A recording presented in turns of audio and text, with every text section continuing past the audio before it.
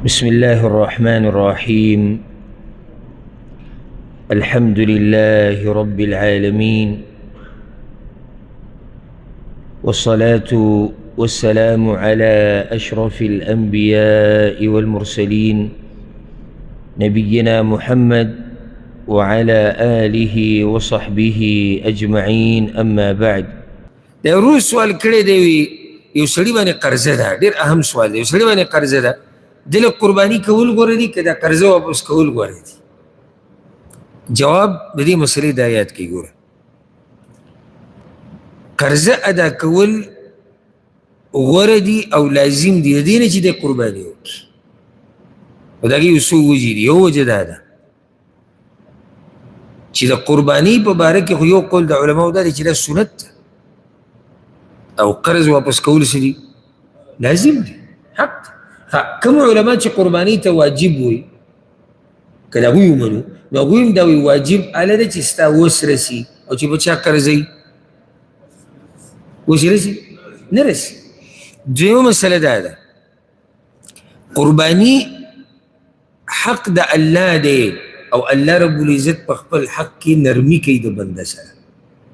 هر چې قرض دی دا د بندګانو دی او د بندګانو په حق کې قرض د حق د بندګانو دی او د بندګانو په حق کې الله رب العزت سختی کوي. یو دا مسله ده. بله مسله هغه دا ده لکه اوس کې یو سړي باندې قرضه ده او دی زه قرباني کوم او دی دې کې مړ شو، قیامت پورې د سره دې حق حساب کېږي. که د دې په ځای د قرباني په ځای دا قرض ادا کړی وی، الله رب العزت چې د قرباني تپوس نه کوي ځکه چې ده اوس نه رسېدو ورسېدی په دې مسله کې، نو دی به څه کوي؟ دی به قرض واپس کړي.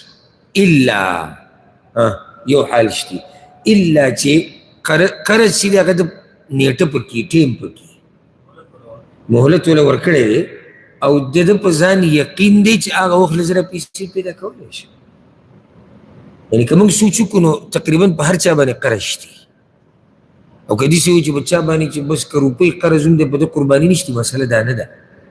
مسله دا ده چې په چا باندې قرض ده او خلک یې ته غواړي او د ده سره پیسې دومره دي چې یا به یې په دې قرضه کې ورکوي یا به قرباني کوي، نو موږ ورته څه وایو؟ قرض ورکړه. په یو سړي باندې قرضه ده، ټیم پکې شته، نیټه ده.